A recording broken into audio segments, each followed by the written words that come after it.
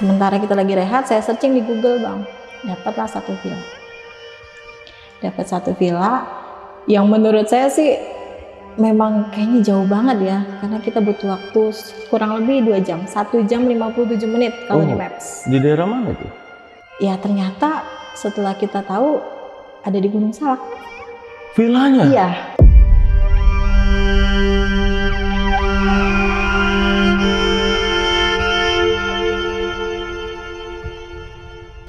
Saya nanya, Pak, permisi Pak, ini di sini ada villa ya Pak ya? Tunjuklah dia ke arah sana bang, ke sebelah kirinya dia itu, tunjuk sana. Sejauh kita jalan, ada sekitar 20 menit dari gapura depan itu, kita belum menemukan apapun. Saya ingat banget teman saya bilang, kalau lu mau ngelihat orang, itu orang apa bukan, lu nunduk deh, lu buka, lu nunduk ke kaki lu itu. Pada saat saya mau seperti itu, saya mau ngeliat dari kolong kaki itu masih ada bang, masih kejangkau lah sama pandangan saya gitu, masih ada si bapaknya itu. Pas saya ngeliat sama teman saya itu,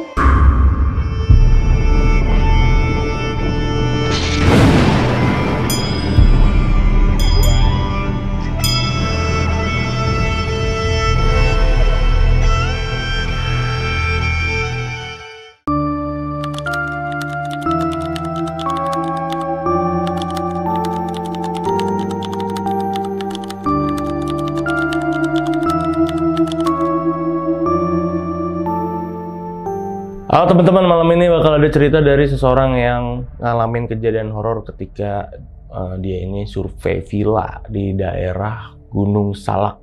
Jadi di sana dia bersama teman-teman ini ngalamin kejadian horor.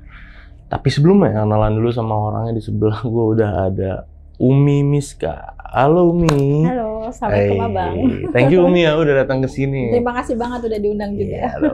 Orang utara nih datang ke Bekasi, mantap. Dan ini kejadiannya kapan Umi? Tahun 2022. 2022 itu COVID ya, COVID tapi udah renggang-renggang ya. Iya. Udah boleh kemana-mana, Iya. cuman pakai masker. Iya benar. Oke, berarti belum lama ya Umi ya? 3 tahunan kurang lebih. Kenapa nih survei villa? Kenapa mau ada acara apa? Iya, acara reuni akbar bang, SMP saya. SMP, SMP reuni akbar loh. Iya. Ngumpulinnya nggak susah itu? Enggak sih, alhamdulillah kita punya komunitas. Oke, kenapa Umi yang survei? Karena kan saya ditunjuk jadi panitia, Mm-hmm. dan tugas saya survei villa. Oke, dan berarti ngalamin kejadiannya ini ketika datang mau nyamperin ke villa itu Iya, yang di Gunung Salak ini? Iya benar. Enggak, yang di Gunung Salak itu kan sebenarnya nggak masuk list bang. Oke, nggak. Oh ini mau diceritain malah sebenarnya nggak masuk list. Iya, nggak masuk list. Nah itu setelah 5 villa yang kita survei nggak masuk kriteria, saya searching tuh bang. On the spot nyari di sana langsung? Iya bener, langsung di Cisarua waktu itu saya searching. Searching di internet, dapat di Gunung Salak. Iya, ternyata. Daerah Gunung Salak sih. Baru di situ ada kejadian horor. Oh kayak gitu. Oke. Ini ditahan dulu ya Umi ya. Nanti diceritain detailnya gimana. Dan buat teman-teman di rumah nih yang penasaran sama ceritanya Umi Miska, nonton video ini dari awal sampai habis. Jangan di skip. Dan buat kalian yang belum subscribe Lonceng Misteri, langsung subscribe Lonceng Misteri biar Lonceng Misteri cepet 1 juta subscriber. Oke. Umi, ini langsung kita mulai ya ceritanya.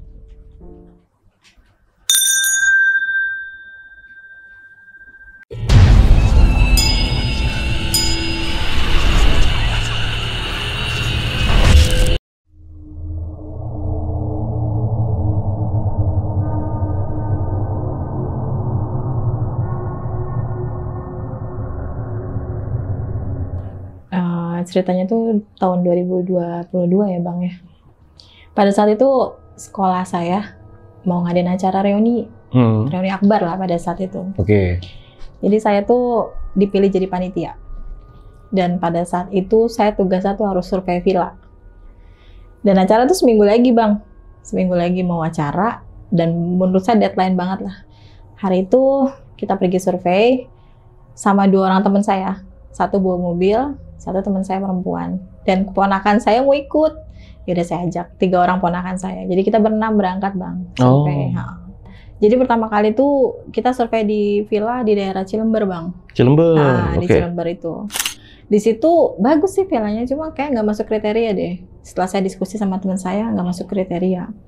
Lokasi kedua tuh kita langsung ke daerah Cipanas. Oke, naik ke atas lagi nih? Iya, lebih ke atas lagi tuh. Yes. Bang. Daerah Cipanas, villanya oke, gede juga, tapi tetap nggak masuk kriteria buat kita panitia gitu kan. Nah pada saat di Villa Cipanas itu, memang saya sempat ngeliat sosok ya. Saya sempat ngeliat sosok perempuan, karena villa itu gede banget dan kamarnya banyak. Jadi perempuan tuh keluar masuk aja bang. Dari satu kamar lain gitu. Pokoknya nampakin diri. Padahal itu waktu itu masih siang bang. Masih sekitaran jam 12:30, jam 1 lah, pada zuhur. Gitu. Tetap nggak masuk kriteria bang. Villa ketiga, villa keempat, villa kelima, nggak ada yang masuk kriteria. Sampai pada akhirnya kita tuh udah ngerasa capek banget dan kita butuh rehat. Kita turun karena kan jalur puncak kan buka tutup ya bang ya. Nah jadi kita waktu itu berhenti dulu di daerah Cisarua karena jalurnya ditutup.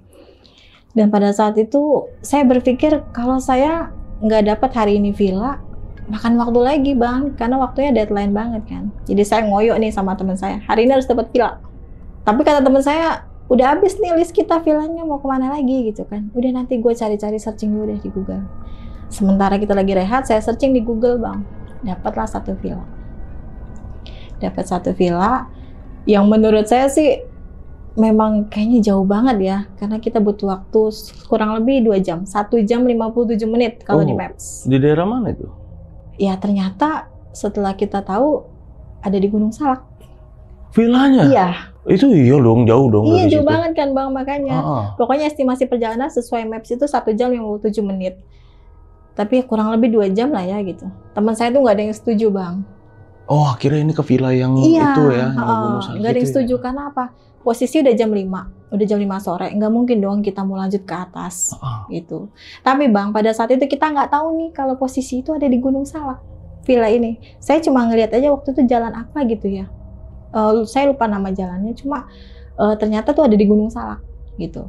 Jadi saya memutuskan untuk pokoknya harus ke sini. Kita survei ke sini.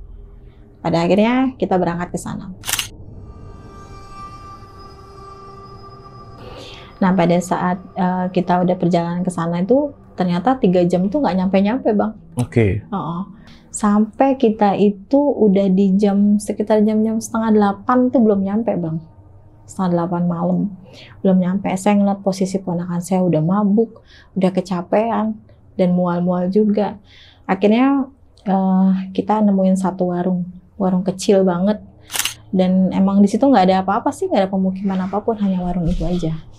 Kita mampir ke situ, kita pesen mie rebus, kopi dan teh anget gitu kan. Ini udah masuk Gunung Salak kan nih berarti? Kayaknya sudah masuk kawasannya itu bang. Udah masuk ya? Iya, karena emang kayak banyak hutan-hutan gitu deh.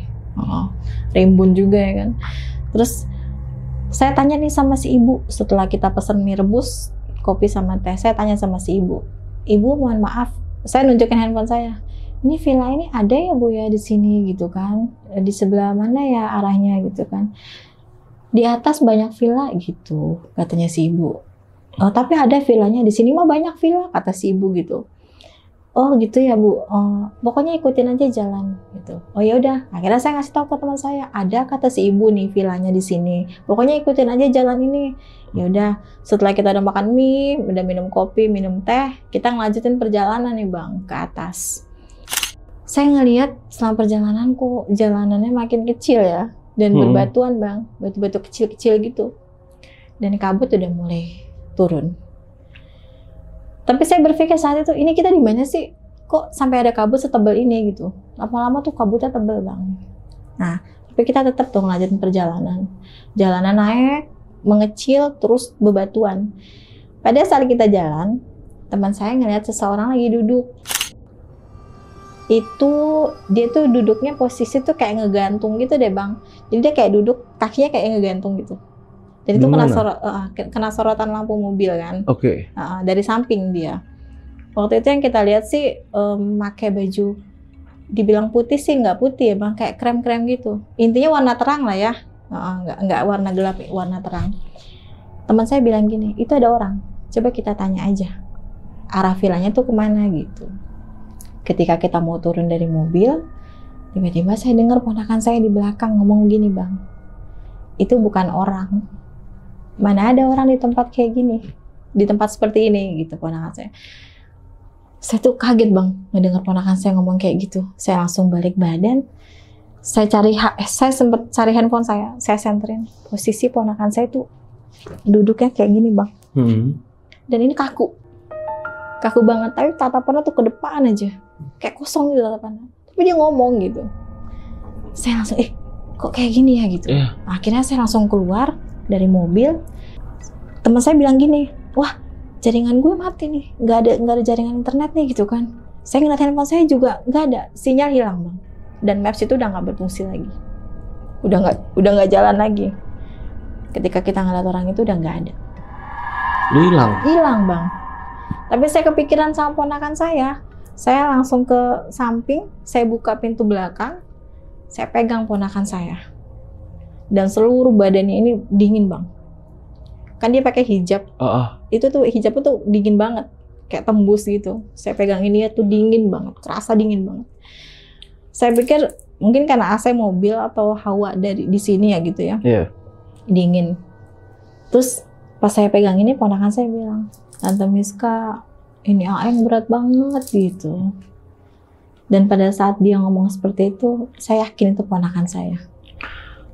Umur berapa ponakannya? Umur 16 tahun. 16 tahun ya? Oke, tahun. SMA ya berarti ya? SMA. Terus dia bilang, berat Tante Miska ini Aeng gitu. Saya baca-bacain lah, Bang. Gitu kan. Pas saya udah baca-bacain, teman saya bilang, udah yuk, kita lanjut aja jalan. Tapi saya saat itu maunya pulang, Bang. Karena saya mikirin ponakan saya kan. Kayaknya udah nggak bisa deh kita ngelanjutin perjalanan. Saya maunya pulang, tapi teman saya bilang, nggak bisa, Miss, kalau kita posisi mundur. Karena jalanan menurun. Dan gua nggak mau ngambil resiko. Karena jalanan bebatuan. Ya udah, akhirnya bismillah deh kita lanjutin perjalanan. Itu dari tempat kita ngelihat perempuan itu, sampai kita ke atas itu lumayan jauh, Bang. Ada sekitar 1 jaman. Kita perjalanan, baru kita nemuin kayak bangunan pos ronda gitu, Bang. Di pos ronda itu kita berhenti. Dan saya ngelihat ada 2 orang yang lagi tiduran. Saya turun dari mobil. Saya sempat ngomong sih sama ponakan, gak usah turun, di mobil aja, saya bilang gitu. Nah pas saya turun, saya lihat di pos ronda itu ada 2 orang lagi tiduran. Saya bilang permisi, bangun Bang. Tiba-tiba tuh bapak-bapak itu tuh umur-umur 50 langsung duduk aja. Dan saya ngelihat sih di sebelahnya itu ternyata ibu-ibu. Saya nanya, Pak, permisi Pak, ini di sini ada villa ya Pak ya? Nunjuklah dia ke arah sana Bang, ke sebelah kirinya dia itu. Nunjuk sana, ikutin aja, dia bilang gitu. Oke. Ya udah, saya langsung ngasih tahu teman saya, ayo ada katanya di dalam villanya. Kita kan percaya aja ya Bang ya. Akhirnya turun semua, ponakan saya akhirnya ikut turun. Ini berarti Maps sudah mati nih ya? Udah mati Bang. Nah kita berhenti itu karena kita ngeliat bangunan pos ronda aja, karena kita udah nggak paham lah mau nanya sama siapa gitu kan. Maps juga mati. Nah setelah bapak itu masuk ke dalam, saya ngeliat tuh Bang, kok gapuranya itu kayak gapura pemakaman gitu ya. Tinggi, besar, warna putih hijau gitu Bang. Saya kok kayak pemakaman ya. Saya sempat ngomong sih sama teman saya yang perempuan, kok kayak gapura pemakaman ya. Udah kita ikutin aja gitu. Jalan masuk ke dalam tuh gak ada apa-apa Bang. Kita nggak ngeliat bangunan apapun. Ya kita pikir mungkin villanya agak ke dalam ya gitu kan. Mungkin ini parkiran atau apa. Itu kayak lapangan luas aja sih. Oke. Sejauh kita jalan, ada sekitar 20 menit dari gapura depan itu, kita belum menemukan apapun.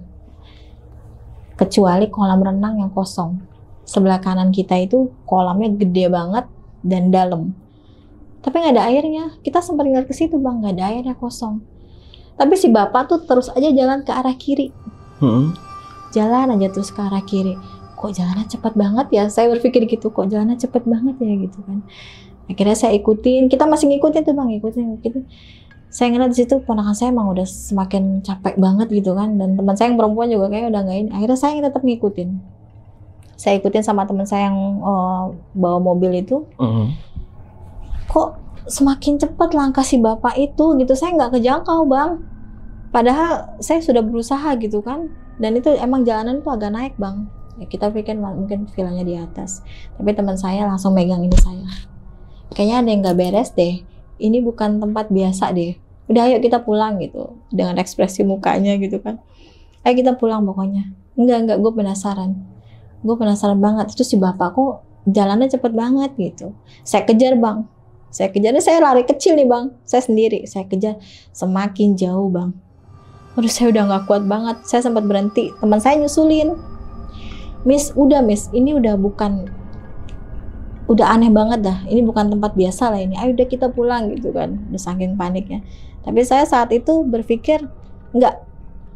Saya ingat banget teman saya bilang, oh, kalau lu mau ngelihat orang, itu orang apa bukan? Lu nunduk deh. Lu buka, lu nunduk ke kaki lu itu. Kalau lihat ada, berarti itu orang. Kalau nggak ada, berarti bukan orang gitu. Oke. Jadi saya praktekkan itu bang. Emang si bapak-bapaknya ada di situ? Waktu saya ngelihat masih ada bang. Tapi posisi emang jauh gitu kan. Posisi jauh tuh lagi jalan dia? Iya sambil jalan. Dia nggak ngelihat ke kita sama sekali bang. Nggak, maksudnya nggak nungguin kita atau apa gitu. Dia jalan-jalan aja gitu. Nah saya bilang sama teman saya, coba ayo kita ngeliat gitu. Apaan sih lu Miss? Udah ayo kita pulang gitu. Teman saya udah panik banget bang gitu. Udah kita pulang. Enggak, gue penasaran. Ayo kita lihat dulu gitu kan. Ya udah saya bilang hitungan ketiga, pokoknya ngeliat ke bawah sama-sama. Pada saat saya mau seperti itu, saya mau ngeliat dari kolong kaki itu masih ada bang, masih kejangkau lah sama pandangan saya gitu. Masih ada si bapaknya itu. Pas saya ngeliat sama teman saya itu, ternyata nggak ada dari kolong. Dan di situ saya sama teman saya semakin panik, udah maunya kabur aja dari situ. Saya lari langsung, saya ingat ponakan saya juga ya kan, lari langsung kita mau ke arah ke mobil. Sampai di mobil ternyata kunci mobil nggak ada. Oke. Teman saya bilang, Miss kunci mobil nggak ada. Lalu gimana sih? Jatuh kali Miss di tempat yang tadi. Yaudah akhirnya saya bilang sama ponakan saya, tunggu sini gak usah ikut. Saya sama yang teman saya yang bawa mobil itu, saya nyari kunci mobil. Dapat tuh bang kunci mobil. Kunci mobil dapat. Ketika kita lagi ngeliat sekitar, si bapak tuh ada bang deket kita.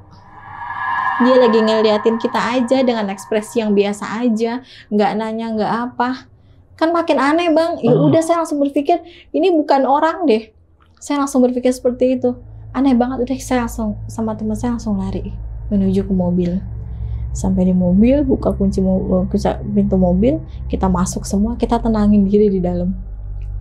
Nah, ketika mobil udah dinyalain sama teman saya, lampu mobil udah nyala, itu si ibu itu tiba-tiba datang, nggak tahu dari arah mana, tiba-tiba ada di depan mobil kita. Langsung aja dia jalan ke pos ronda itu, bang. Oke. Dan dia nggak nanya apapun, nggak ada basa-basinya, dia langsung ke pos ronda itu. Nah, udah. Iya, diem aja gitu. Ya udah, akhirnya saya berpikir gini.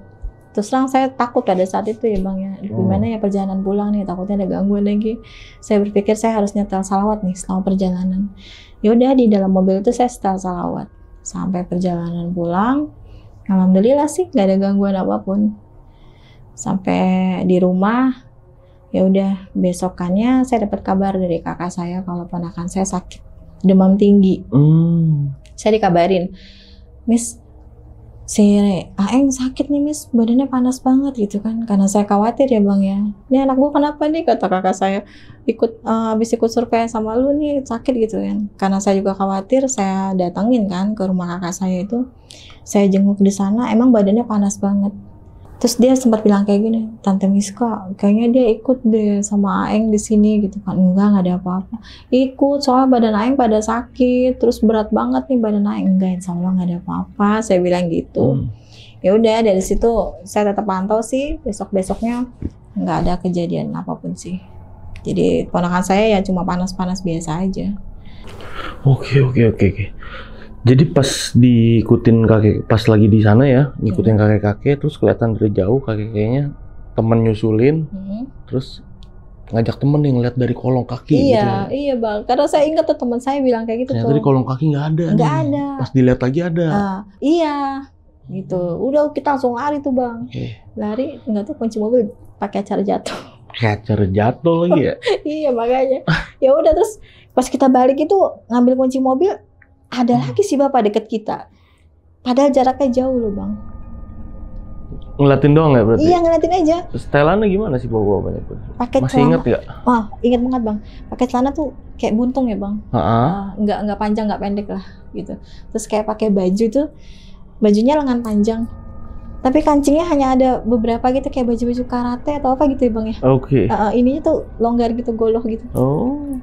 Besar lah gitu. Ya, gombrang. Jadi kayak baju-baju ya orang-orang di desa gitu ya berarti iya, ya, iya, kayak gitu. Baju-baju kayak orang mau bertani gitu ya. Bener bang, iya. Pokoknya bajunya gombrang aja, gitu. Dibilang ya itu putih, antara putih sama krem gitu, kuning di mana, kuning muda gitu lah. Iya, outfit orang mau bertani gitu. Iya. Dan ini kancingnya tuh hanya beberapa aja sih, gitu. Rambutnya gondrong bang. Waduh. Iya, rambutnya gondrong tapi agak tipis, rambutnya. Terus ada jenggotnya sedikit tapi udah agak putih-putih. Kalau si ibunya itu dia mah pakai kain. Dibilang bukan sarung tapi kain-kain batik gitu bang. Cuma dililit aja gitu. Masih ingat semua ya berarti? Masih ingat semua. Dan itu teman saya juga ngeliat. Terus pas udah sampai rumah, nyari tahu nggak kemarin tuh ke daerah mana, mana? Akhirnya kita nyari tahu. Saya kan tanya sama suami ya. Ini saya kemarin ke daerah ini, suami kan hafal banget ya bang ya, daerah-daerah mana gitu. Itu mah Gunung Salak. Pas kita searching banget tuh bang, saya nyari, bener bang. Itu jalanan itu kita lewatin dan ternyata itu kawasan Gunung Salak. Oke.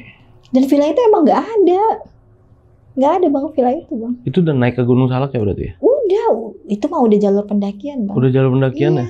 Udah jalur pendakiannya. Orang jalanannya kecil banget dan itu cuma bisa dilalui cuma satu mobil doang, searah doang.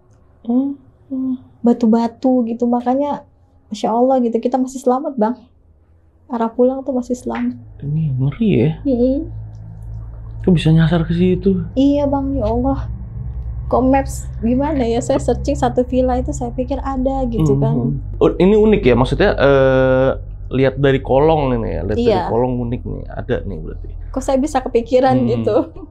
Lihat dari kolong, kita lihat dari kolong. Iya, lihat kepikiran 1, saya. 2, 3, saya ngeliat. Nggak kelihatan lah, pakai rok panjang. Depan rok. Waktu itu saya belum berhijab bang. Pakai apa? Saya belum berhijab. Belum berhijab waktu itu. Berarti masih pakai celana iya. kan ya, masih aman. Kalau pakai rok kan ada rok. Narik rok dulu susah. Jangan dicontoh ya buat yang pakai rok, apalagi yang rok panjang susah. Nah, itu. Harus dinaikin dulu. Iya, gitu. pakai rok pendeknya susah kan, ya kan harus ngengkang dulu deh. Dan bapak-bapaknya pun masih inget banget tuh, baju putih, gombrong, kayak celana hitam ya. Iya. Rambutnya gondrong ya. Gondrong banget, tapi tipis. Tapi pada saat itu nggak sih Kak? Maksudnya dalam kondisi di saat itu ya, bahwa Kakak tuh dalam bahaya gitu. Iya itu. Atau Kakak ngerasa kayak cuman kayak kebingungan aja, itu apa yang Kakak rasain? Iya, saya bingung aja bang, kok bisa kita ada di tempat itu gitu. Kan yang saya pikirkan tuh hanya ponakan saya. Saya bawa ponakan 3 loh bang. Iya. Yang satu umur 16 tahun, yang satu umur 15 tahun, dan yang satu umur 13 tahun. Iya, berarti lebih kebingung aja. Iya, lebih bingung aja gitu. Kenapa kok kita ada di tempat itu gitu? Merasa terancam mungkin nggak terlalu, tapi ya bingung. Iya, lebih bingung berarti. Kenapa gitu kan? Ada cerita lagi nggak yang waktu di acaranya itu ada cerita lagi akhirnya? Nggak ada sih. Nggak ada ya? Nggak ada. Tapi kalau ada cerita waktu lagi liburan di villa terkait di villa, ada Kak waktu itu? Ada, sama suami pada saat itu. Boleh ya ceritain? Iya, jadi waktu itu juga punya pengalaman juga tuh bang, sama suami. Waktu itu baru-baru nikah dan saya lagi hamil muda. Oke. Hamil 3 minggu. Saat itu acara suami ya, acara sekolah suami. Saya diajak, awalnya saya nggak mau memang, karena kan saya lagi posisi ngidam ya bang, tahu sendiri orang ngidam kan mabok apa gitu, mual. Saya nggak mau tapi dipaksa sama suami. Itu villa di kawasan Cisarua sih. Oke. Nah, kita berangkat dari Tanjung Priok sekitar jam-jam 8. Nyampe di villa tepat jam 11. Kita masuk ke area villa. Karena waktu itu mobil banyak banget, jadi kita ngantri tuh bang masuknya. Saya di situ udah ngeliat sih banyak sekali ya bang ya, sosok-sosok yang tak kasat mata gitu lah. Tapi saya coba tenangin diri lah pada saat itu. Ketika udah di parkiran mobil, saya masuk villa, saya dapat kamar. Saya ke kamar mandi, Bang. Kamar mandi, saya cuci muka. Di wastafel itu tiba-tiba kaca wastafel tuh kayak berembun gitu, Bang. Saya lap gini tuh, saya ngeliat sosok perempuan kayak keluar dari lumpur. Dan bener-bener rambutnya itu kayak keluar dari lumpur, Bang. Dan semua yang saya lihat sampai ke bawah itu lumpur semua. Dan bahkan ada daun-daunan saya lihat. Seperti itu. Saya langsung keluar dari kamar. Saya cari suami saya, ternyata suami saya nggak ada di kamar. Dia lagi ada kumpul-kumpul sama temannya di ruangan lain gitu kan. Ya udah, di situ saya telepon suami. Saya bilang, saya nggak mau di kamar ini. Posisi lagi hamil kan gimana ya, Bang, ya, takut. Hamil muda pada saat itu gitu kan. Ya lebih sensitif ya. Iya, lebih sensitif gitu kan.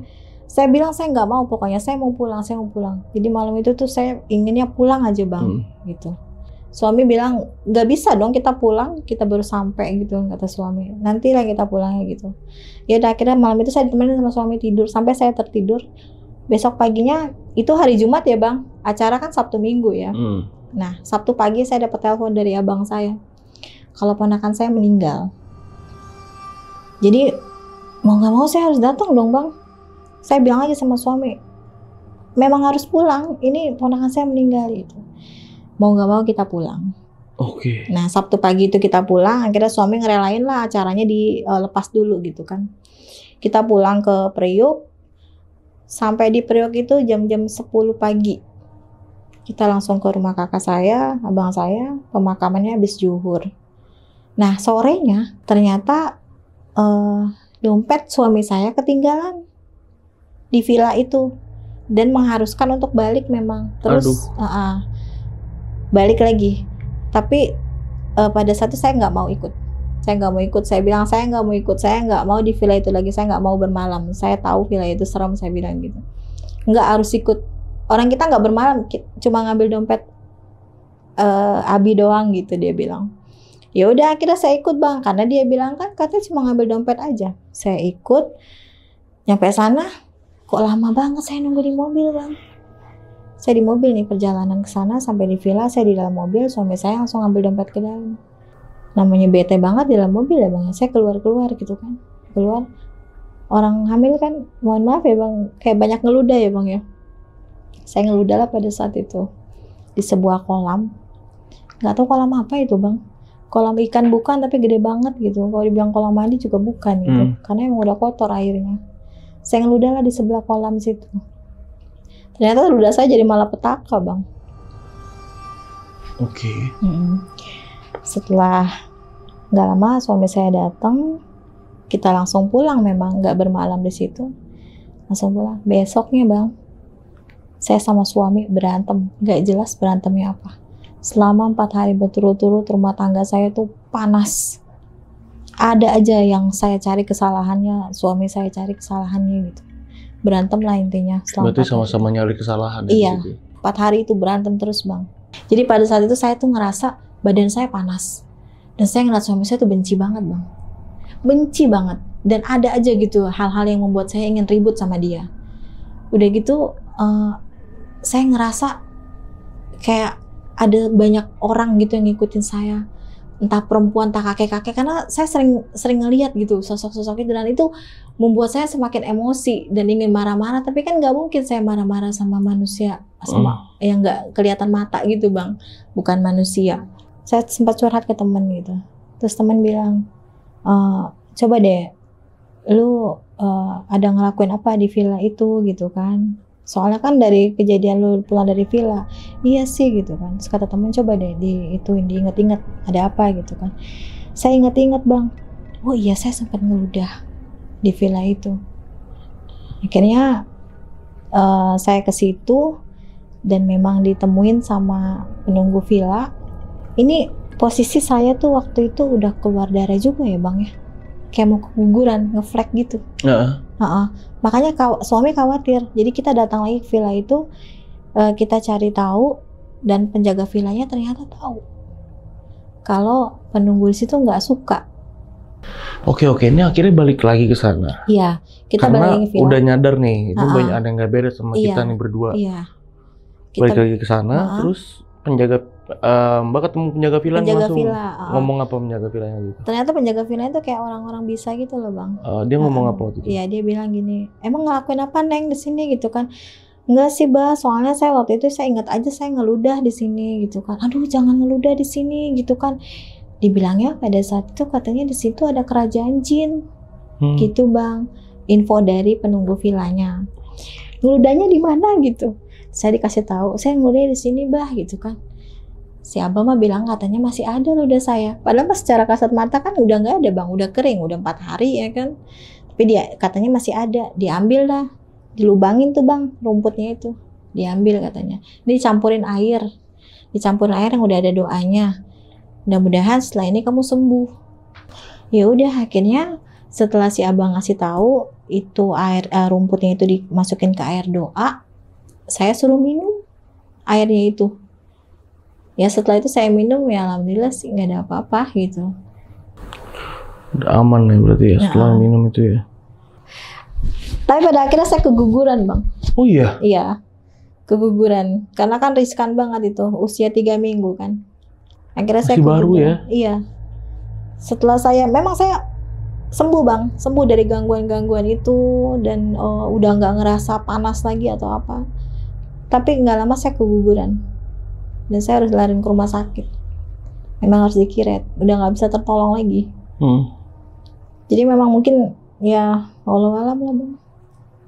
Mungkin memang menginginkan ya saya karena hamil muda. Umur berapa waktu itu? 36 tahun. Oke, 36. Oh, si ini ya, hamilnya hamil muda. Masih hamil muda ya, maksudnya masih 3 minggu. Ya, hamilnya sih 3 minggu. Ya itu tadi ya ceritanya kayak udah diceritain dari yang cerita pertama yang nyari villa tuh sampai nyasar ke villa yang ada di Gunung Salak. Dan ternyata memang nggak ketemu villanya. Memang nggak ada villanya kayaknya, Bang. Emang nggak ada, cuma di iklan-iklan bodong doang berarti ya. Terus tadi juga cerita kedua yang ngikut sama cara suami ya di villa Cisarua. Oke.